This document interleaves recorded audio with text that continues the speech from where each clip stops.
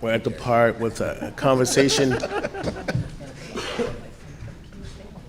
with our Pathways to Adult Success strategy group, which will be moderated by Deputy Mayor Faith Leach, chaired by Dr. Bob Belfance from JHU School of Education. Participants, Ms. Sophia Rudisell Holmes from Baltimore City Public School, and Mr. Jeffrey Robinson from Juvenile Justice, and then myself. I'll pass the mic over to Deputy Mayor Leach. All right. Good afternoon, everyone. Good afternoon. It is so good to see so many smiling faces in person for such a powerful discussion that we're going to have today. So my name is Faith Leach, and I am the Deputy Mayor of Equity, Health, and Human Services right here in the city of Baltimore.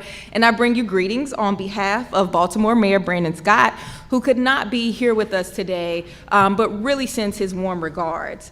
So I want to start off, and I want to acknowledge the hard work of Dr. Richard Lofton and the entire Nobody Asked Me team. But most importantly, I want to thank and acknowledge our young people who I know are not able to be with us today. But this work was about ensuring their voices were heard. This work was about making sure that their experiences were centered. So I want to thank our young people. I want to thank them for their courage. I want to thank them for their grit. And I want to thank them for their joy. So despite all the odds our young people face, they still bring joy to all of our spaces. They bring joy to our neighborhoods.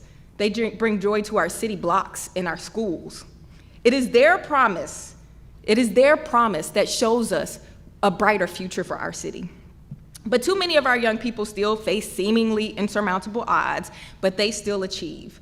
So instead of focusing solely on the odds our young people face, our panelists are going to talk about how we create new post-secondary pathways of promise for our young people.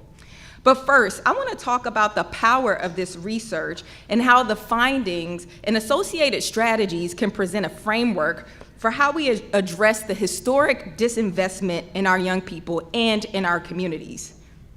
So throughout the report and all of the research, there was this frequent theme of missed opportunities. Missed opportunities. So our panelists, they're going to spend some time and we're going to talk about these missed opportunities and strategies for reversing this trend. But first, I want us to take some time to think about what missed opportunities mean. Imagine, if you will, how you might feel if every day you were confronted with missing resources in your school building, limited to no extracurricular activities, limited to no college prep programs, no social worker, limited supportive services. Imagine not having a mentor or being able to form a bond with your teachers or administrators. That's another missed opportunity. Now imagine that you're at the end of your high school journey and you discover that there are a lack of good paying jobs for you out there in the city that you call home, or that you aren't fully prepared for the jobs that are there. How would you feel? You might feel disillusioned. You might feel disengaged or become disengaged. These are the challenges that our young people are having to navigate every single day. But we can change this. The people in this room have the power to ensure that our young people have what they need. We just have to be committed to reforming our policies and changing our systems and making bold investments in their future. So now we're going to spend some time hearing directly from our panelists. So I'm going to do a quick introduction of our panelists, and then we're going to open it up with one question. And when I open it up, the panelists can provide a few more details about their background. And then we're going to get into this back and forth Q&A discussion about some of these missed opportunities and these pathways to post-secondary success. All right, y'all ready? Okay, let's get into it. So our panelists today are Mr. Larry Simmons. We also have Dr. Bob Belfance, We have Jeffrey Robinson and Dr. Sophia Rudisil Holmes. So those are gonna be our panelists for today. So I'm gonna start off with one question about these missed opportunities. So I talked a lot about how there are these missed opportunities, and that was a major theme in the research and report. But there was a specific theme around missing careers in Baltimore. So essentially, our students indicated that they don't see enough employment opportunities in Baltimore that offer a living wage. So this lack of economic opportunity can result in disillusionment and disengagement by many of our young people. But this report offers solutions to change that. And so that's where I want to spend our time. So specifically, one of the strategies in the report talks about developing new pathways to post-secondary success for 3,200 students by partnering with community and other members to develop programs geared specifically towards funneling their aspirations into the local and global job markets. I want each of you to spend some time and talk a little bit from your perspective about how we can really dig deeper into this strategy of developing post-secondary career pathways for, at a minimum, 3,200 young people in our city. Yeah, thank you. And as members of the strategy group, we've sort of divided up our answer to this. And they also parallel sort of the core recommendations we make, because that was really our charge, to take the aspirations our students and the interviews and their families gave for where they want to go and figure out how to build the pathways to get there, and taking a sort of a cold, hard look at like where we are and where we need to go. So the first sort of step along that way, and it's almost, I would argue, not even a recommendation, but just a statement of fact, but one that's really important for us all to sort of agree on, which is that the state constitution guarantees a thorough and efficient education. It doesn't say a thorough and efficient K-12 education, though that's how it often is interpreted now. But the truth is, in the 21st century, we have to give all of our students not only graduate them from high school, but they have to graduate with a secure and supported pathway to either post-secondary schooling or training or experiences, which leads to an occupation that has a family-supporting wage. Because that's the only way, right, at the end of the day, the key thing public education has to do, one of the key things, is it has to enable each generation to take occupations that are economically viable, part of the economy of the day, with which they can support a family. Because if it doesn't do that, we're all lost, right? That's just how we get intergenerational pain and disconnection. So that's our first, just recognize that to have a thorough and efficient education, it doesn't mean just graduating from high school. It means having a place to go after high school that's real and leads you to those aspirations our kids gave. The second piece of that, and the deputy mayor spoke to this, is we looked at the numbers. Well, what does that mean? How many pathways of what type do we need? And the way we got to the 3,200 was to say, right now there's about 5,200 kids, give or take, it varies a little bit year to year, who start as first-time ninth graders every year. And currently, about 72%, it's increasing, but it's around 72%, graduate within 5 years, which leaves about 1,400 kids who have not graduated within an extra year. And some of them will ultimately graduate, some will get a GED, but we know from following these kids over time that they have very poor labor market outcomes in general. They often find themselves in their early 20s making $12,000 a year or less, with long stretches of unemployment, shifting from job to job, where it's able, still dependent on family resources if they exist, where it's not just trying to scrape by. We then know of the kids that graduate, right now only about half are enrolling in college within 2 years. That leaves another 1,800 kids who are graduating but not enrolling in college within 2 years. Now, many of these kids will try to go back to college because they find out the labor market with just a high school degree doesn't give them the jobs they need to support themselves or a family. But most don't succeed because many of them went to work after high school because they want to work. They want to get to work. They want to get about to being an adult. They want to be supporting families. But they soon find the labor market doesn't have the jobs for someone with just a high school degree to get there.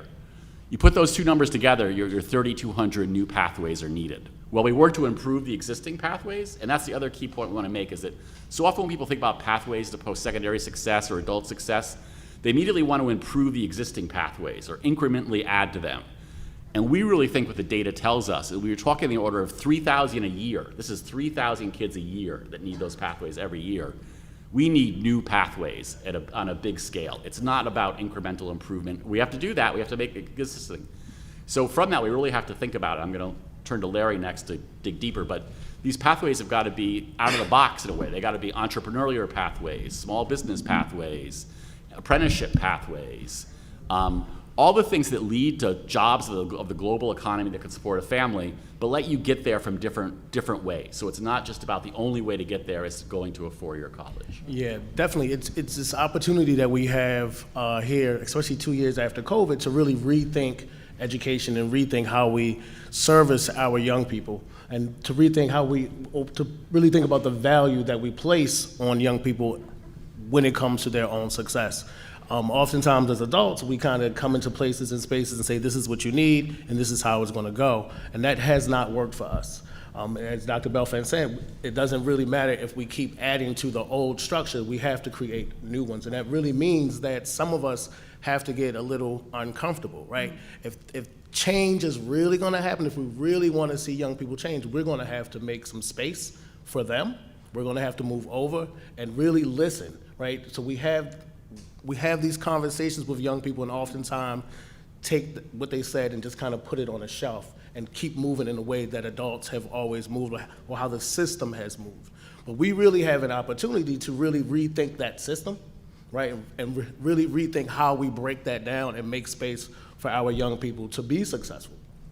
We hear it all the time, working in community and working close with young people, but even in the reporting and the data, we heard it time and time again. This is what I want, this is what I'm trying to do, but this didn't happen for me, right? Or this was not at my school for me to get there. So we really have to think about what curriculum looks like, how we rethink that, but then also rethink what the spaces outside of school look like for young people too. Good morning.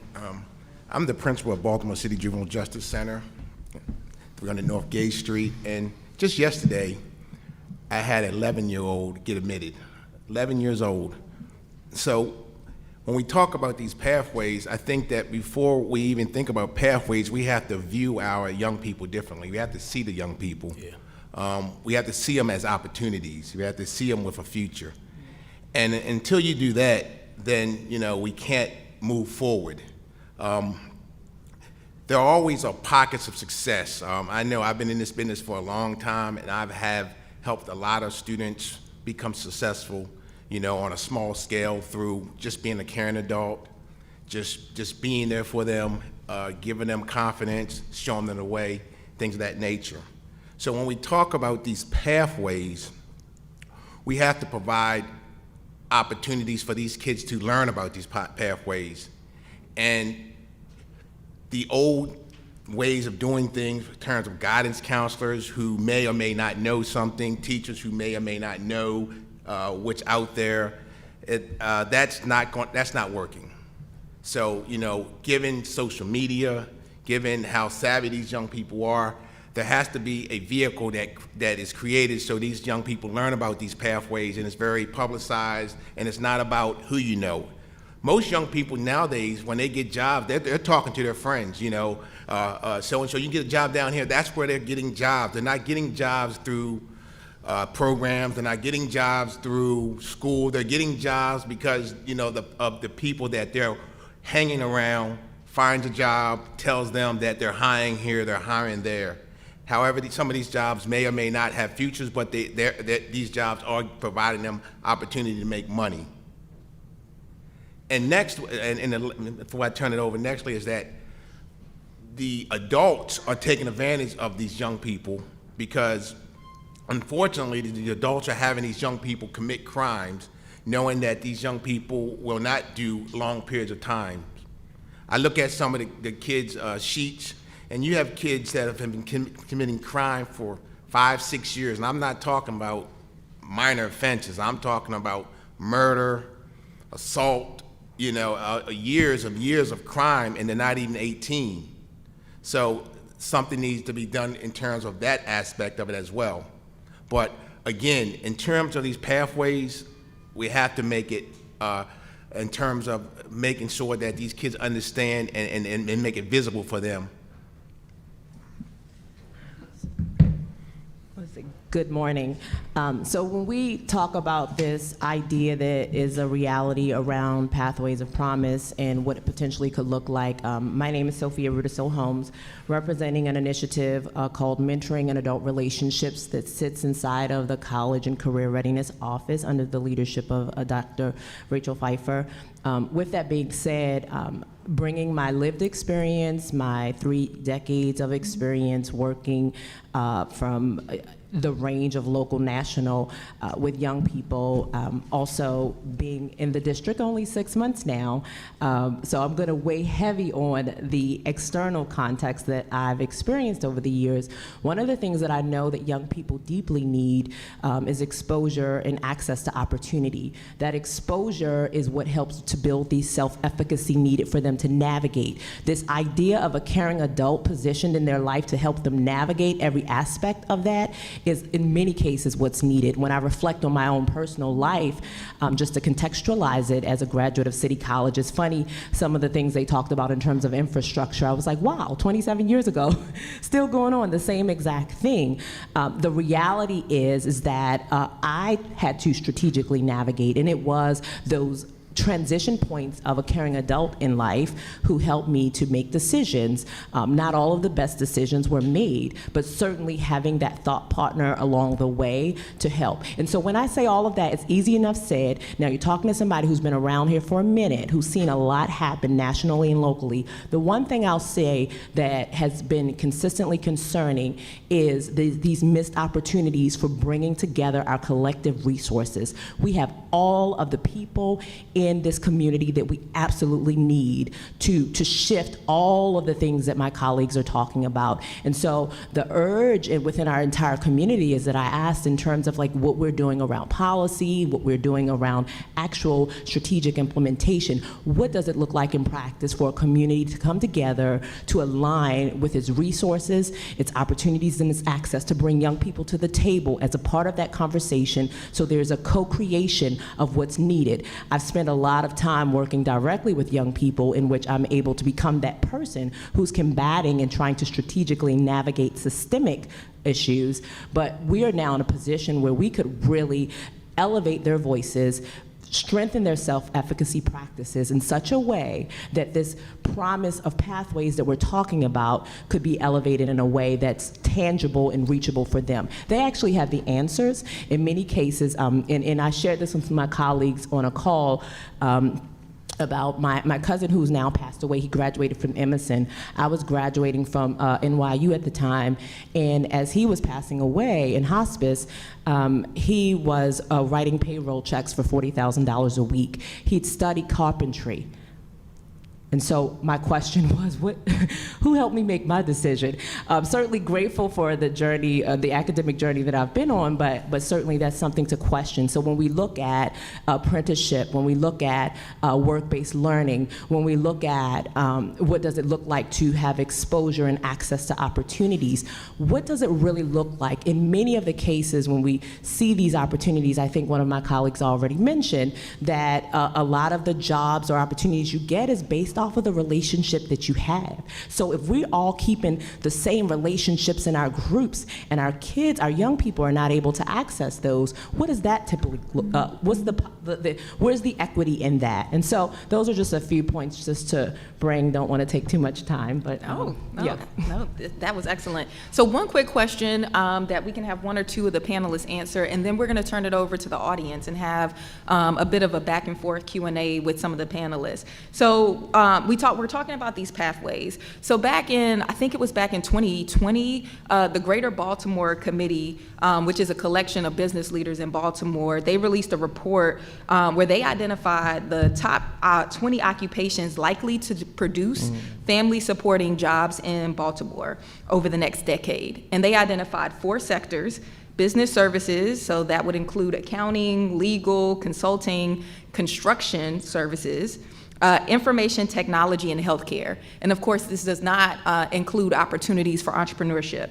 So knowing these sectors and knowing that there are 20 careers or 20 in-demand careers that over the next decade, Baltimore is going to be seeing growth and the most job opportunities for a family-sustaining wage. Can we talk a little bit about the strategies of marrying what we know and what the data tells us around the jobs that are going to be available over the next 10 years and what's happening in our school system? Well, I can jump in there really quickly. My colleague who I get to work side by side with, Adenike, she leads work-based learning work, and I know that there's an intense effort around convening all of those opportunities and creating a strategic approach around what that looks like. And so there's like a whole list. I don't know all of her stuff, okay? So I'm not even gonna sit up here and try to say it.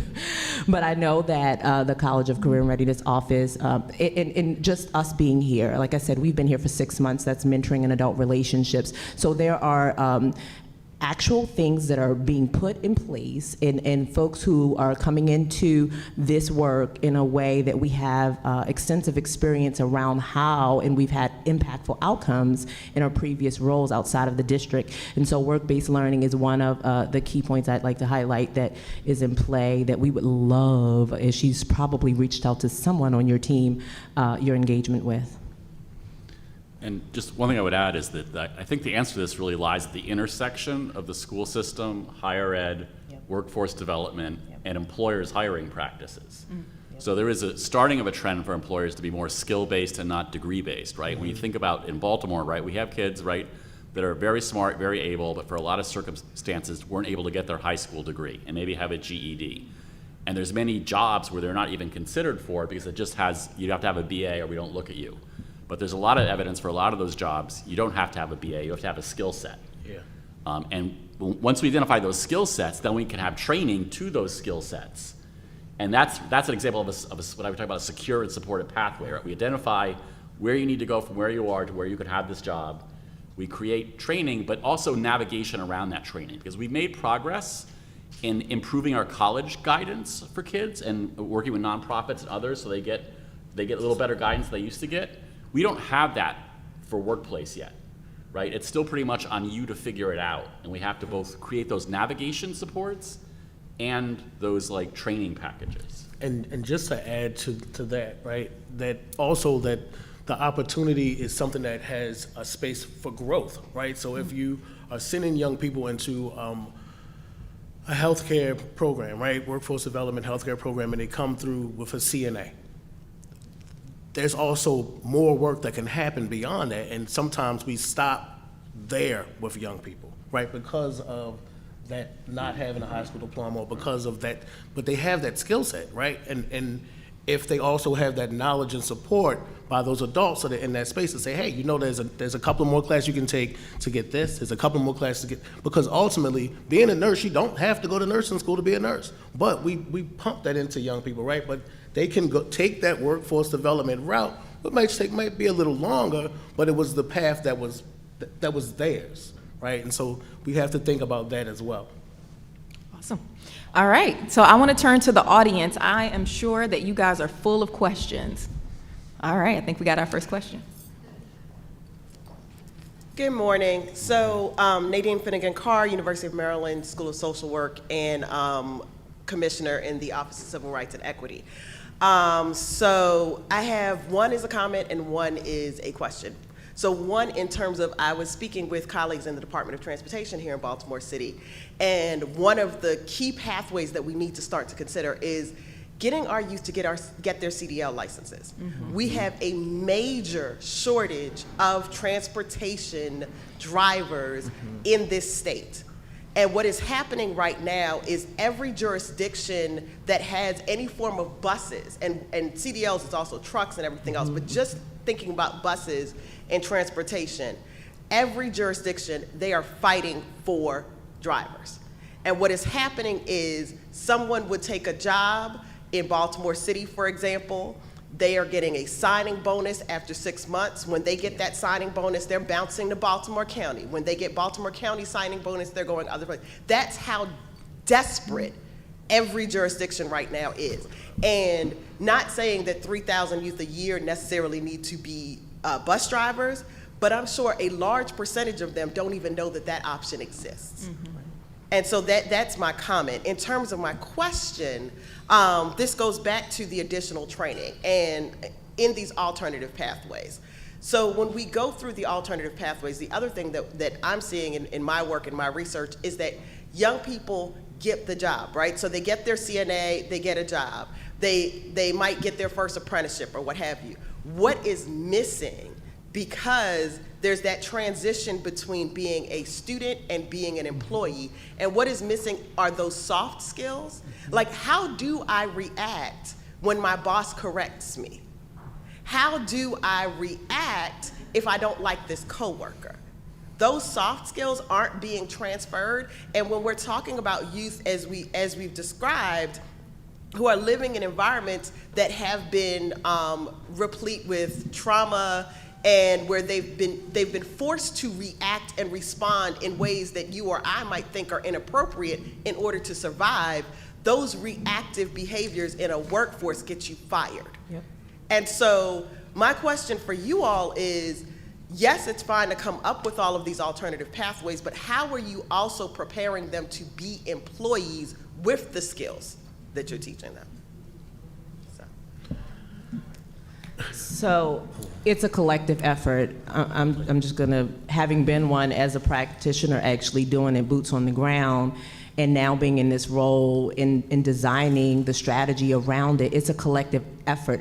I can design all day from lived experience, from the experience of working with Dr. Brooks, my first school, Southern High School. Like, I can talk about it all day, but if we all don't get on the same page with the work, then it doesn't help. And so that's where I've seen the breaks over the years. There are a lot of us who know exactly what you just called out and who are doing it, mitigating it, triage way. But if there's not a strategic alignment within the city of Baltimore around this work, then it becomes these like bright stars that shine up like this, you know, and then over here I can name 20 other young people that I'm still praying for. Do you know what I'm saying? So like it is the how part, we have those tools.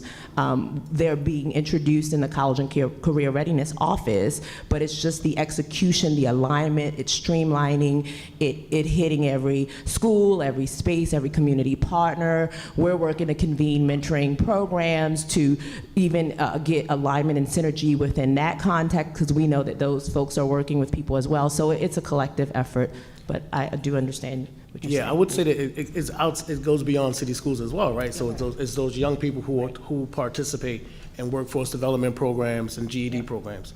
I mean, as a former Youth Works supervisor, right? Like that, I mean, Nadine, you know, like that's the conversation that most people who bring young people in for Youth Works, like, where's this soft skill space, right? And then sometimes it's put on the organization. But just kind of like what Sophia was saying, this is like something that's an all hands in kind of thing. We gotta stop thinking that it's just one group that can handle this and one group that can handle that. Like, we really, again, here I go back to that, we really have to get uncomfortable and say, if we want our young people to survive and to move beyond surviving and to thrive in Baltimore City, we have to move and make space. We have to kind of take that extra step, right? So if you decided to take 10 young people for Youth Works, no, you don't throw them in the basement and have them cleaning up.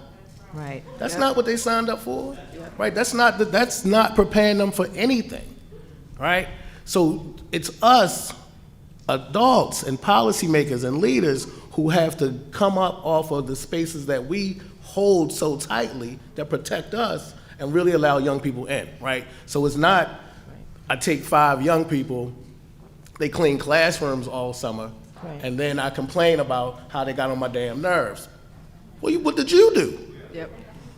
Right? So we gotta stop putting stuff on young people, right? It's not them, it's us. Yeah, in addition, like the people who spend the most time with the youth receive the least training in regards to those soft skills. Like, I look at where I work, the RAs are like correctional officers, and they receive no training on rehabilitation. It's mostly punitive type things. So again, it's not hard, but it is difficult work. And until we address that and realize that the people who are spending the most time with these young people need that type of training in order to convey that to the youth. All right, Dr. Brooks? Yes. Hey, everybody. It's so great to be here. My name is Darrell. I am a school board commissioner, Baltimore City Public Schools, a Baltimore City Schools student. Went through all of my educational schooling here until I left for college. And probably one of the only reasons why I went to college is Dr. Rudisil. And so she's actually the one who made me apply to college and encouraged me in a very loving way that I could do this, coming from Cherry Hill, where college was not on my mind. And so I just want to thank you. And so it's really great to see you up here. So thank you. And so I have a question. And so one of the things that I have an interesting vantage point going through sort of my sort of pre-K through high school experience, and now serving on the Board of School Commissioners, where I get to see behind the scenes work. And so one of the things that I know to be true about my school experience was that the ways in which adults leaned in or did not had a direct impact on whether or not I felt valuable in the space. And so what I'm interested in hearing about, particularly we talk about those skills around sort of compassion and doing that work. What do you think are sort of meaningful ways to engage adults in practices that I think we stopped using when we were in middle school, like listening to people and all of those things, what we talk about as soft skills, but I think they're actually fundamental to doing the work. So I'm interested to hear your perspectives on some ways or anything that you've seen to get adults prepared to actually be better adults, not only with young people, but also with their peers. And then specifically, if you could talk a little bit about leadership, and sort of the role of leadership development and getting our next generation of students prepared. And I see that tied to what Deputy Mayor Leach said about sort of entrepreneurship. What I know is that there are so many young people who are looking to be entrepreneurs, and one of the things that I hear from them is, I don't know what to do, or how do I move this forward? How do we begin to align our leadership with that entrepreneurship, so that we can actually see young people actually executing their dreams and not necessarily doing it in the way that we see fit, but it's actually in accordance with their values and their purpose in life. Thank you. You're gonna, okay. So, you just messed up my whole poker face. And it's interesting you said that, because I wasn't fully trained when I started working with him. So, what I will say is that Dr. Brooks, you opened up that's a meaty question in the sense, the first part of it, because there is also this self-work that has to happen with folks. And so when you talk about, these competencies that adults can gain and be trained on and assessed, and now that they've reached such and such, like that the precursor to that is self-work, and that's a journey, and that's kind of high level in a in this like cloud place, but boots on the ground, practically speaking, I think training, leadership development, competencies around listening, which you called out. Like, I think what I always frame it as is being seen, known, and loved. I got it from one of my mentors, Beth Casey, and that idea of being seen, like, I see you, I know you, and I love you. I may not be from where you're from, but I'm gonna listen long enough. And some of the things that I remember, which were pain points in my journey in working with young people and learning, particularly my exchange with the district, I remember going into a school building, and I was transitioning from college, and I had on jeans and a t-shirt because I was painting a room that needed to be repainted, and one of the elders commented about my attire. This was during the summer and kids were not there. Nevertheless, these crossroads in which we as leaders have these opportunities to really pour in the lives of people who are engaging, I think that can be an added value until they get to the competencies that you called out. And I really meant, like, that's deep, and it's a lot to it, and it's not, we could bullet a few things here, but honestly, like, when you talk about people really developing and growing, I don't, for those of you who have lived long enough listening on the virtual land, that's a journey. and the brain doesn't fully develop until 30-something. So, you know, when you're talking about the adults working in the lives of the young people and what they're being held accountable in a non-punitive way, like that's a whole cultural shift in a system that has not been operating like that for the amount of years that it took for it to be where it is now. So it is a lot. So I know I didn't exactly answer your question, but I wanted to call out that it's not easy. Yeah, as a leader, you can be intentional and deliberate about it. I know that I have that on my agenda, standing agenda item about being nice, how we talk to one another, how we work with one another. That's every month I'm talking that. Then on top of that, you model it. I stay the same every day. You know, I speak, I walk to every teacher in the morning just to check on them, just to do not about lesson plan, not about just a self-care check. How you doing? What's up? You good? You need anything? Stuff like that. And then, you know, and showing that you care. You know, I always leave notes in the teachers' mailboxes. Like this morning before I came to work, it's administrative day, so I took some roses to my administrator assistant. I mean, it's just modeling it. And even when the kids, you know, I always call the kids by their name. They either call me Mr. Robinson, Principal Robinson. I don't answer the no, yo, none of that stuff. And then, you know, and then I always call them by their name. And then when they're having bad days, when they're out the gate the next day, I don't hold it against them. I see it as a fresh start. I don't have a negative attitude. I just said it was a rough day yesterday. Let's start over. Today's a new day. Let's try again. But leaders can, you know, cultivate that in their facilities, in their buildings, but it's ongoing, it's consistent. It's like with dealing with behavior issues in school. You never get past it. It's always ongoing, so you have to be consistent, because we can't teach people how to be human. And what I didn't add, thank you, because I forgot the second part. Kuntz and Posner has this concept around the leadership challenge, and it talks about modeling the way. It talks about, you know, leading with compassion. And if, as an adult, if you just start with reading that, those promises that outline like some key attributes of how you can develop as a leader, I think would be critical. All right, thank you, panelists. So we're going to take our last question. Go ahead. I got you, Phil. Hi, it's Phil Leaf, and I have my We Are Us men's movement hat on. I think this is a great panel and really good information, and the earlier panels also are really good. And I just sort of might want to make a connection between the two, because I think there's a lot of structural problems, that it's not only the issue of the leadership, and the funding is as a key of this, because the programs that we're talking about are the programs that are doing the youth are funded from a lot of different sources. Both federal and state and local, and coming into a lot of different things. And so the question I have is how the information can get back to just thinking about the workforce development board that we have in the city. We have a great youth committee, but we have 5 other committees that are also working on the same issue. How to get that information to them, and I think a positive example is some of the stuff that Deputy Mayor Leach is working on in terms of some of the credible messengers, some of the community folks, which again are the kind of people that City Schools has also employed to be able to do outreach in the schools to do these things. Those people are also getting hired around the workforce development. The We Are Us group has gotten about 2,000 people jobs over the last 2 years, kind of folks you're talking about. But they also have life coaches and other folks that continue to work with them, but they're sort of peers or semi-peer folks that are doing these things. And I think given the magnitude both of the budget things we heard in the first sessions and the cost of doing these things, we really also need to figure out how to include the community folks. And I know there are a number that are getting trained to work.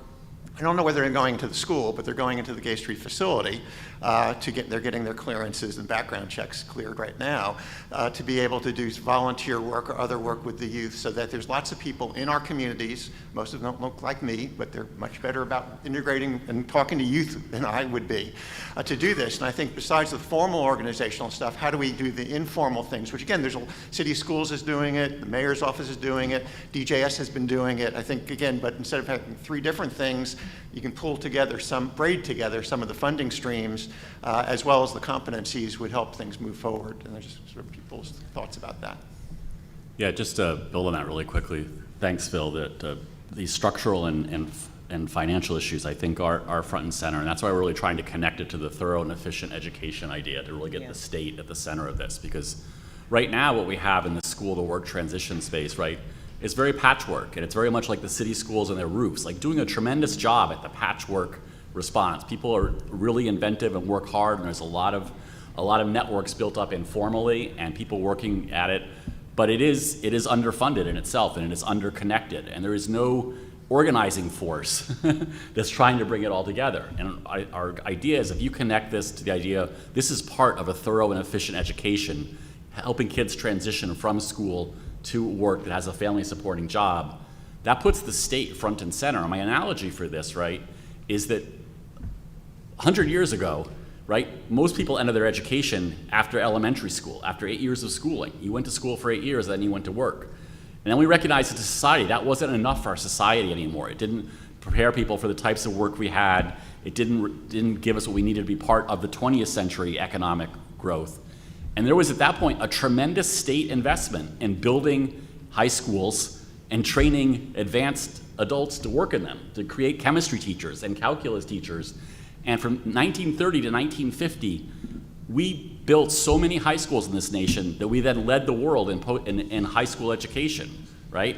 We no longer lead the world in either high school education or post-secondary education, because there hasn't been that second act of saying, we need this big social investment to take you from the end of your K-12 schooling to when you're ready to have a job that supports a family.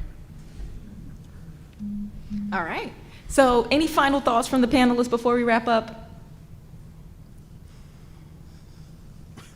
No 30-second brilliance you want to leave the audience? Shameless plug. There we go. Promote. We're in June, we're convening mentoring programs. It's about 120. It's going to be at the library. I don't know if we've totally nailed the date, but the idea is to bring all of the practitioners throughout our city who are doing this work to begin that journey of strengthening our practice, our approach, and how we ensure that we are shifting and moving the needle in a practical way that will shift the social economic status of our entire community. All right. So I want you all to join me in thanking our panelists. This was such a powerful discussion, and I appreciate all of you for sharing your strategies and thoughts about how we can better prepare our young people for pathways for post-secondary success. All right, thank you all.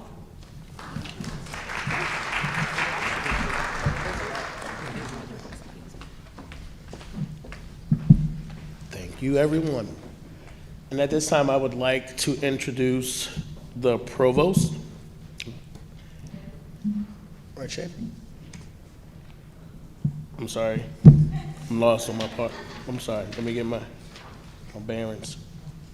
Sharon's going to get me. Okay. I'm sorry to introduce the provost, Mr. Sunil Kumar, for a few remarks.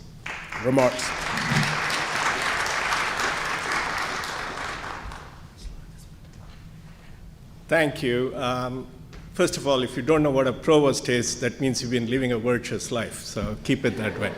Think of it as vice principal for the university. So, it's on behalf of Johns Hopkins University as a whole, it's a pleasure to welcome this group to Levering Hall and for this wonderful discussion. I'd also like to make a shout out to Dr. Lofton, and nobody asked me. As academics, we're trained to be skeptical. So if you are skeptical of the phrase, nobody asked me, and why we should ask people, ask yourself the following question. Close your eyes and ask the question. If the phrase thorough and efficient were to be used, what is the process you would be thinking of? For me, it would be a car wash. Right? No teacher, no student, no parent would want their education in school to be described as thorough and efficient. Joyous, just, inspiring, perhaps. And I'm not an expert in this field, but and I caught the last of the panel. Thorough and efficient is hard enough, but I would just call on everybody here to aspire to the true potential of their students and perhaps go beyond thorough and efficient. And if Article 7 of the Maryland Constitution needs to be amended, well, so be it. I didn't mean to be controversial. I was trying to be funny, but maybe it's okay to be a little controversial. So with that, I wish you the very best. I know you'll have a performance from young people, so the less you hear from an old bureaucrat, the better. So with that, I wish you a nice lunch and a great performance. So thank you again.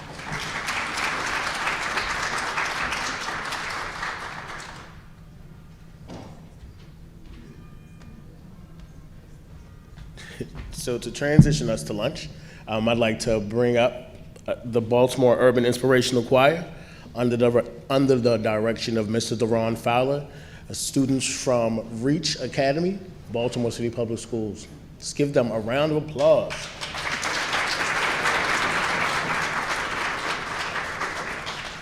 They got you.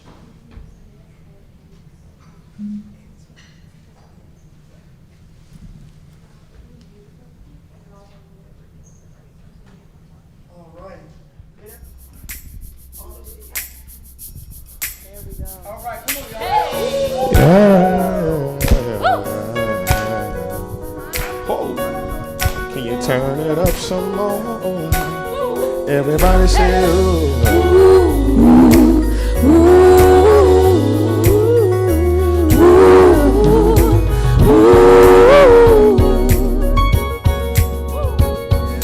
wake up everybody, no more sleeping in bed. Sleeping in bed. No more backward thinking, time for thinking ahead.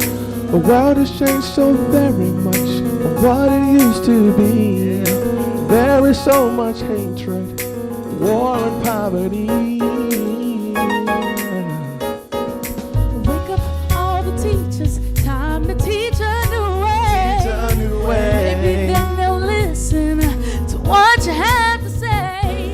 'Cause they're the ones who's coming up and the world is in their hands. When you teach the children, teach them the very best you can. The world won't get no better if we just let it be.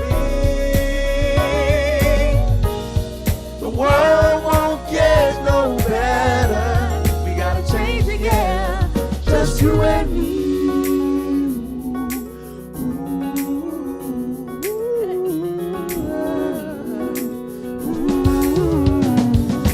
Wake up all the doctors, take the old people away. They're the ones who suffer and catch all the hell. But they don't have but very long before the judgment day.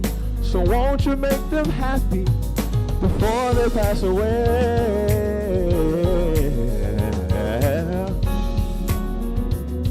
Time to build a new land. Build a new I land. know we can do it if we all lend a hand. The only thing we have to do is put it in our minds. Surely things will work out, 'cause they do every time. Hey, come on everybody, hey! The world won't get no better If we just let it be. The world won't get no better. We gotta change it, yeah. Just you and me. Hey. Yeah.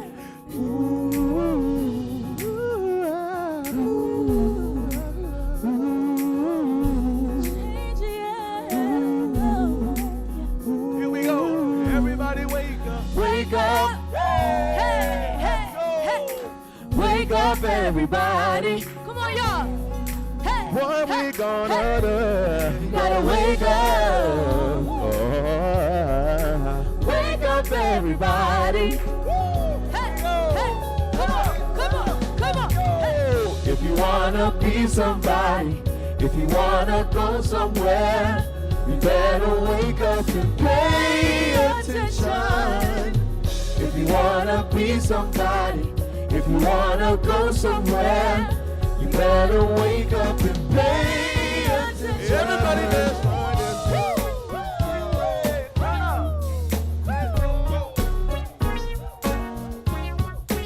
Everybody clap like this real quick. Like this. Come on. Hey, Come on. come on, yo. Hey, hey, Here we go. Stay woke. They be creeping. Don't let them fool you. Catch you sleeping. Stay woke. They be creeping. Don't let them fool you. Catch you sleeping. They be creeping. Don't let them fool you. Catch you sleeping. Stay woke. They be creeping. Don't let them fool you. Catch you sleeping. Stay woke. They be creeping. Don't let them fool you. Catch you sleeping. Stay woke. They be creeping. Don't you close your eyes. Stay woke. Stay woke. Stay woke. Stay woke. Stay woke. No matter what you're going through, stay woke. Keep your eyes up on the prize. Stay woke. Stay woke. Stay woke. Stay woke. Stay woke. Stay woke. Stay woke. Stay woke. They be creeping. Don't you close your eyes. Stay woke. Come on, can we give it up one more time for Buick? B-U-I-C.